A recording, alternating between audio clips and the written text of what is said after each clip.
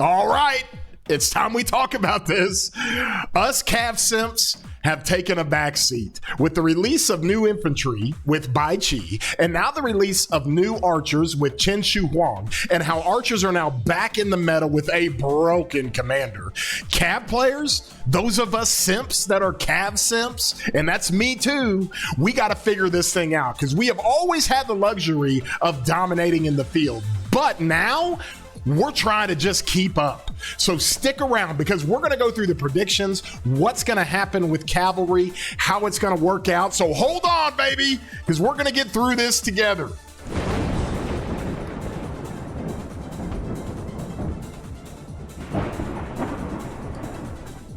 Hey everybody, I'm your boy War Daddy Chatsky. I put videos out all the time, and when I do, I love it if you guys take a look at them, engage, put some things down in the comments. I interact down there, throw some likes on the videos. That really helps out the channel, and don't forget to subscribe. It does not cost you a thing. Well, anybody that knows me and watches my streams, watches how I play, knows that I am a Cav player through and through. I'm a Cav player. I have crazy good stuff for infantry. I have crazy good stuff for archers. I've got all the things, right? But Cavs is where it's at for me. I've got a really good rally. I got really good garrisons. I got all the things that you would ever want for cavalry. I have 3 sets of special inscriptions for Wedge, for Delta, okay? And the most famous one of mine, for Arch. This is what I run with my rallies, and it is busted good. However, in the field, this guy here has really put a damper on things for cavalry. This is Chen Shu Huang. We've talked about this guy at length. He is the best commander in the game. He is arguably, and I would argue, that he is the best commander for the field that the game has ever produced. That is how insanely good he is and how insanely powerful he is. This isn't just a power creep, it is a power leap on what this guy has been able to do. Not only did they put him out, they also resurrected a commander in YSG, because the best march in the game right now is Chen with YSG, and it's mainly because of YSG's skill damage perpetual bonus that he gives, and his museum relics who give him another 12% skill damage. And so what this has done is really made this guy good, and we always thought, well, it's not a big deal, we'll just focus the archers. Well, you can't, because not only is this guy the most powerful, he's the tankiest commander in the game.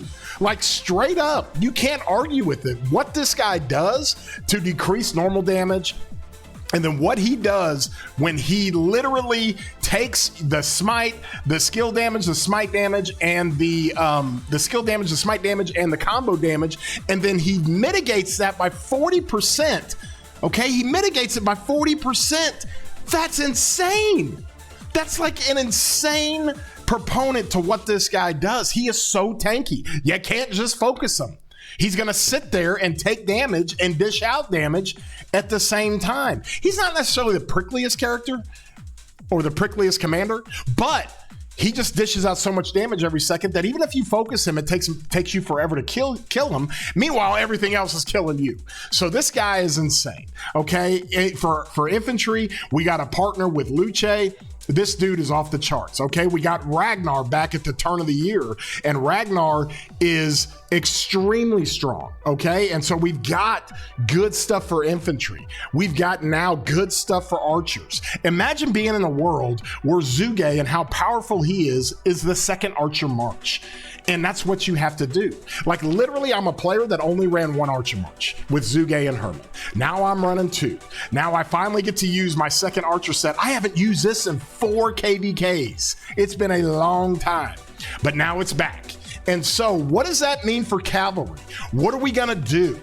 We still have a crazy good skill damage march with Huo and Joan, okay? And we've got some options, obviously, with Arthur as a primary commander to run combo and you can put different commanders with him. It's a little bit disjointed with William, okay, but it works pretty good. William has an instant proc that goes off, and Arthur makes that thing go off more. And a lot of players are using Philip to put behind Arthur. Of course, Philip is a leadership commander. He does all damage, he buffs things, and he's just really, really strong. And so that's what we're running right now. But we don't really have a third option unless we're going to go resurrect Nevsky, which we're not going to go do. He just doesn't do enough damage as a single target damage dealer to really make him viable anymore. We could run Belly. Belly's phenomenal. His expertise is one of the strongest in the game. However, that looks a little disjointed, like you're getting into weaker marches that just aren't doing enough damage, and you're seeing it in the reports. Now, what I'm going to do, and what I've always done, I've run Attila for my third Cav March. I've run Attila with the armaments that I have. I'll run them with Philip. It is amazing. And then I'll put William behind Arthur.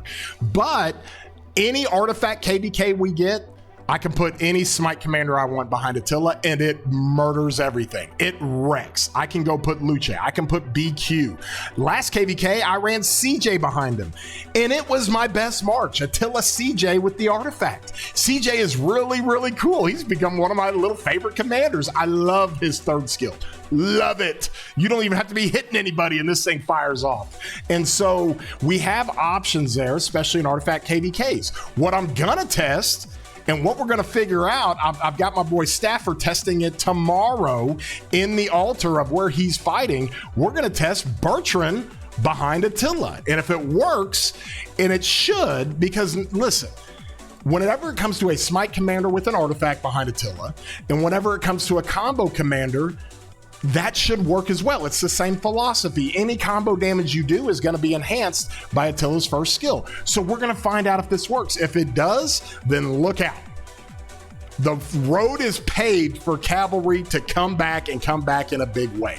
We know the next generation of Cavalry are coming. So we need to predict this. We need to figure this thing out. We need to figure it out together. So what are we gonna get? And I'll put it up here. These are our Cavalry predictions, okay? First and foremost, here's what we're getting.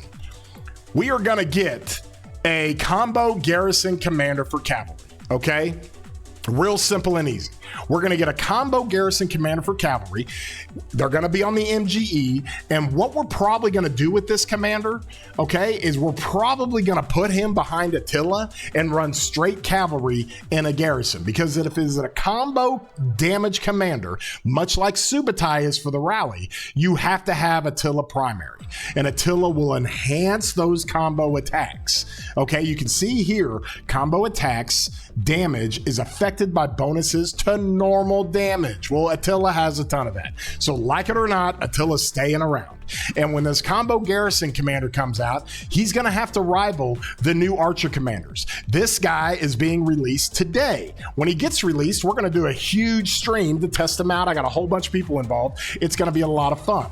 But my boy, Tupac Shapour here, is going to be hammering the infantry garrisons. Like, you're not going to, infantry garrisons are going to be unusable for this guy because of this shield effect that he mitigates, where you can't use a shield after his active skill goes off.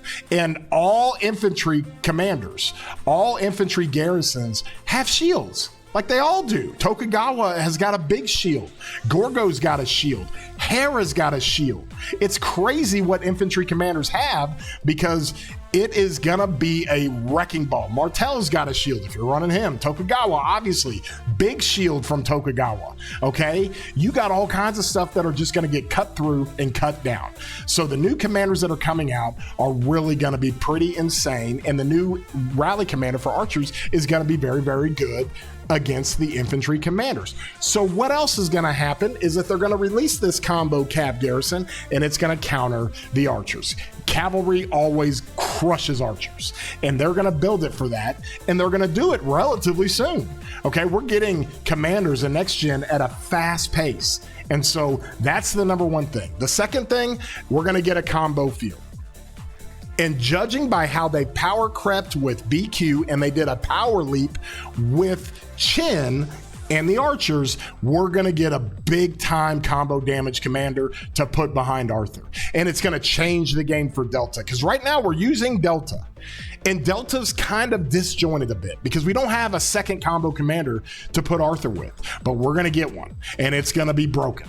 It's going to be really, really good because it's going to unleash all this stuff that Arthur does. All this stuff. In addition to that, we've been sitting on the hero's hilt, okay? We haven't messed with the hero's hilt when it comes to forging, because the hero's hilt really works in a stacking situation. The more combo attacks you do, the more it stacks. If you only have one combo commander, you can't get this to work very well. But you got two, you could get this to work extremely well. And so there are things just waiting. They're just waiting for combo field commander to put behind Arthur. And in addition to that, when you look at some of these predictions, the combo field commander, the field commander might also be the rally commander. And I know it sounds crazy, but Cavs have done this before. It's very hard to see this from other troop types. Very rarely do you get a situation to where you get a field commander that is transformed into a rally commander. Sometimes it can happen, like Zuge can do it for archers, okay? Sometimes it can happen an early game with Martel and YSG and some of these commanders that are you're able to put in rallies and go run them. But when you look at it for Cavalry, we've had this before. And when we had it, it was really, really good. Obviously, you've got XY. XY used to be in the game, but one of the best rallies we ran was Nevsky was so powerful in the field, and he had enough skills that worked in the rally that we ran Nevsky in the rally.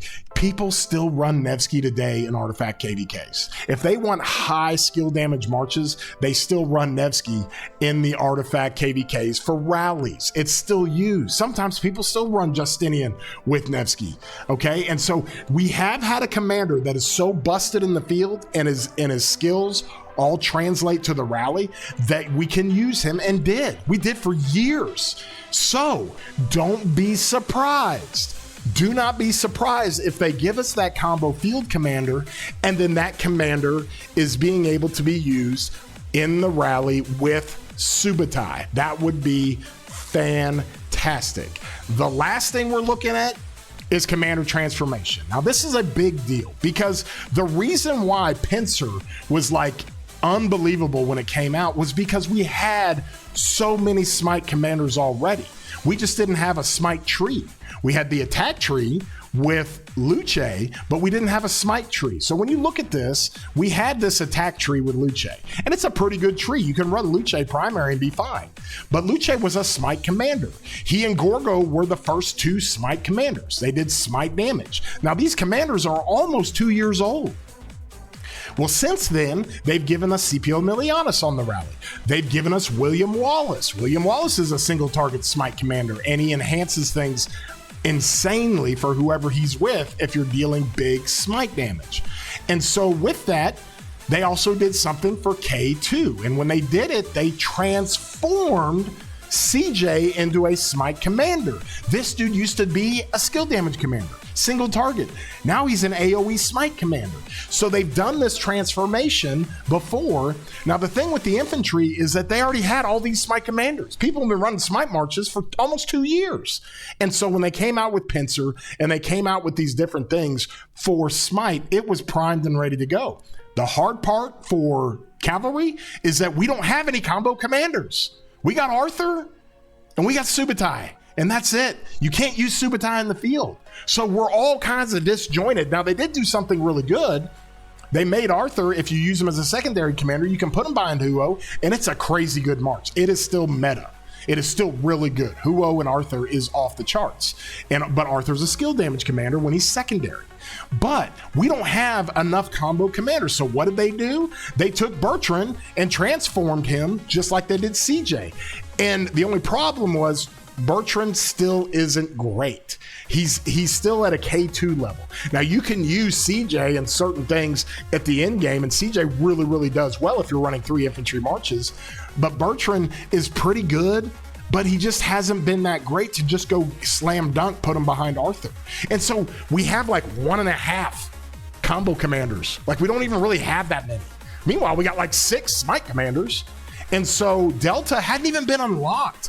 And so what I think they're going to do, the last prediction I'll make on this, and I'll reference it back, is a commander transformation. What I think they're going to do is help the Delta out, help the Cavalries out, by not only releasing a great cavalry combo commander in the field as the next gen, but they're also going to pick one of these commanders. They're going to pick one, and they're going to turn him into a combo commander.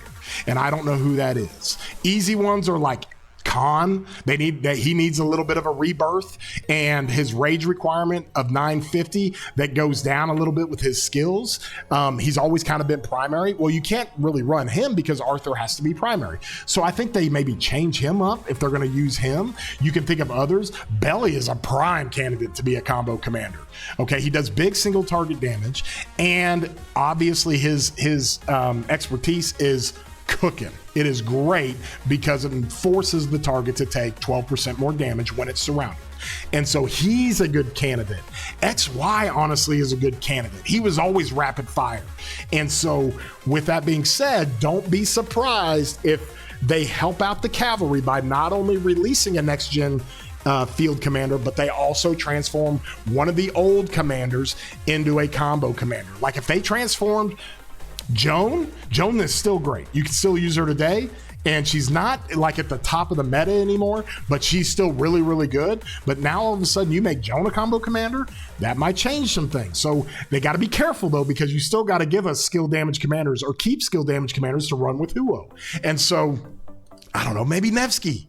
But I think one of these commanders is going to get a transformation. They're going to give us more combo commanders. The game developers have been doing that to where they almost like flood it for you. Like they don't just piecemeal it and just one at a time you get something. It's almost like, here you go. We're going to give you a bunch of stuff to go work with. So that's what I think you're going to get. So Cav Simps, just stay with me, man, because it's going to work out eventually in the end for us. We're going to get back to being the best in the field. And so if you like the video, please throw a thumbs up on here. I love the community. If you want to join that community, my Discord link is in the description. These conversations happen in my Discord all the time. It's a great place for anybody, no matter if you're coming into the game for the first time or if you've been around for 6 years. It does not matter. You can come into my Discord, interact with everybody, and have these conversations, and let me and my community get cooking with you on new ideas. We love them. And with that being said, we hope you all have a wonderful day, broskies.